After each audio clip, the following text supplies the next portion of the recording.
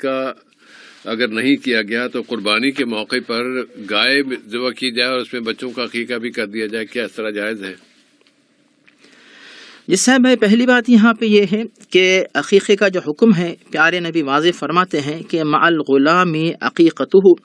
یا پھر الغلام مرتہن بعقیقتہ، کہ ہر ایک نو مولود لڑکا یا لڑکی جو ہے وہ مرہون رہتے ہیں عقیقے کے ساتھ۔ اب اس کے بعد ان کی طرف سے ذمہ داری والد کے اوپر جو عائد ہوتی ہے کہ اس کے سر کے بال منڈوائے جائیں اور اس کا نام رکھا جائے، اور لڑکا ہو تو 2 بکرے ذبح کیے جائیں، لڑکی ہو تو 1 بکرا ذبح کیا جائے۔ اس طرح جو عقیقے کی ذمہ داری ادا ہوتی ہے۔ تو عقیقے کے بارے میں علماء کی تحقیق یہ ہے کہ یہ فرض تو نہیں ہے بلکہ یہ سنت مؤکدہ ہے، زیادہ تاکید والا ثواب کا کام ہے، اور پیارے نبی نے عقیقہ کیا، عقیقہ کرنے کی ترغیب آپ نے دی ہے۔ اسی لیے جو ماشاءاللہ صاحب استطاعت ہے اسے چاہیے کہ خود ثواب کمانے کے لیے اور اپنے بچے کو عقیقے کی فضیلت سے برکت پہنچانے کے لیے عقیقہ کرے، اور اپنے بچے کو عقیقے کے ثواب سے اور عقیقے کا جو فائدہ ہوتا ہے اس سے محروم نہ کریں۔ یہ بات ذہن میں رکھی جائے۔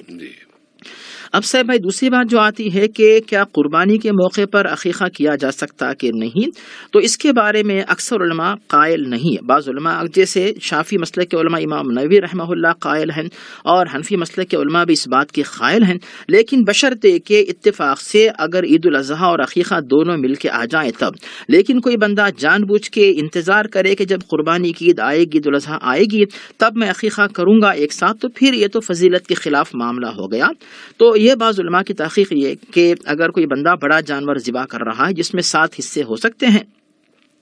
تو 7 حصوں میں سے کچھ حصے قربانی کے، کچھ حصے عقیقے کے اگر کیے جائیں تو جائز ہے۔ یہ ایک بعض علماء کی تحقیق ہے، لیکن حنبلی علماء کی بات جو کہ راجح معلوم ہوتی ہے وہ یہ ہے کہ پیارے نبی صلی اللہ علیہ وسلم نے عقیقے کے بارے میں صراحت کے ساتھ فرمایا کہ عن الغلام شاتان وعن الجاریۃ شات،